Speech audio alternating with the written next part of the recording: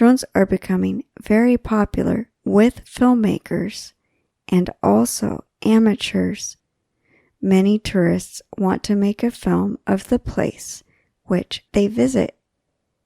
There is one city where it is not possible to use drones. It is the French capital, Paris. France has very strict drone laws, and officials classified Paris as a no-fly zone. It means that no drones can fly over Paris, and if so, drone pilots have troubles with police, and they pay big fines. Drone pilots are not happy with this law because they cannot do their work. There are two main reasons why drones cannot fly over Paris. The first reason is that if drones fall, they can be dangerous for people.